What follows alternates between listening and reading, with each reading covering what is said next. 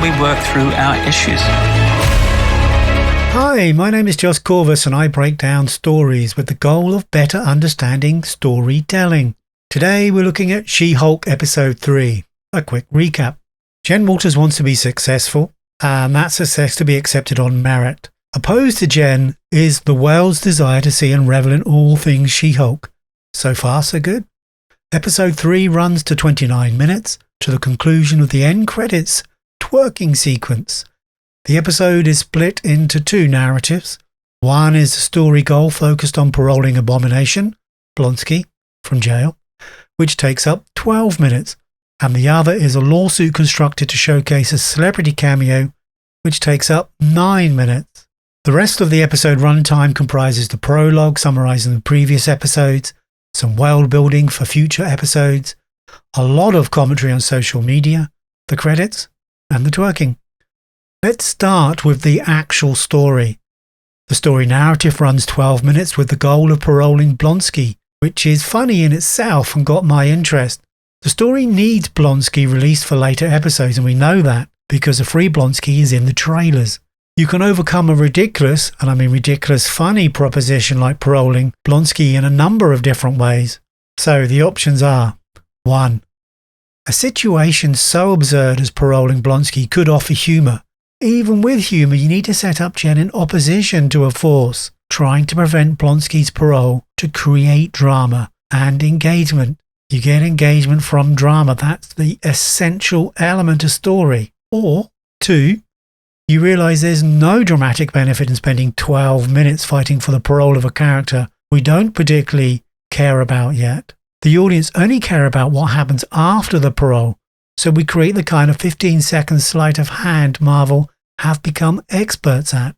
The audience almost grasp a very quick fire and almost plausible explanation for an unrealistic goal.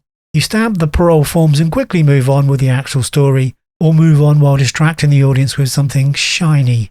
If you watched the episode, you'll know the showrunners went with option 1, but failed to deliver humour, dramatic stakes, or opposition to Blonsky's parole that would engage an audience.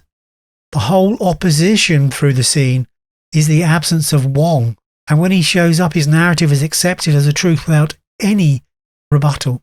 Why did they go this route? I suspect they thought they could pull off the humour, or perhaps it's because the parole scene is where the showrunners have their cameos as the maiden sponsoring Blonsky's release.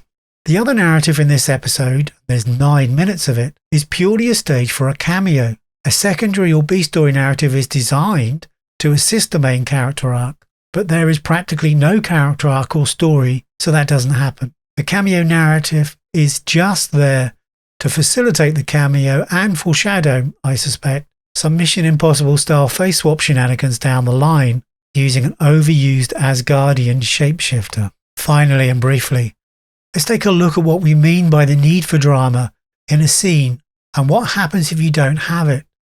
Let's look at a fight scene, which should naturally lend itself to conflict and audience engagement. The final scene has Jen attacked by a group of men. Initially it plays really well, with real engagement and humour via Jen's initial terrified reaction and then realisation she doesn't need to be scared. She's the Hulk.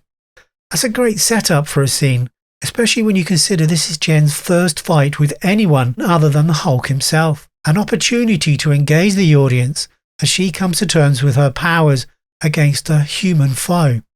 Typically the scene will be staged as she struggles, conflict, reaches a point of crisis, looks like she'll be defeated, overcomes the attack, conflict, to be faced with an increasing crisis, which is either resolved with further cycles of conflict and crisis, to the scene climax, where she or they win. But this dramatic cycle doesn't happen. Beyond the initial terror, Jen just becomes the Hulk. The male baddies quickly are defeated with no sense of Jen coming to terms with the confrontation, or that she might actually lose. We go from the initial conflict straight to the climax, bypassing the necessary crisis where she might be defeated that might engage us.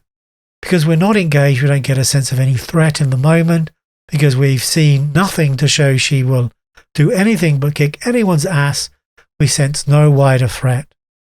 The lack of any story, character arc, conflict or crisis means we're just not invested in the story. We're just sat watching people on a screen.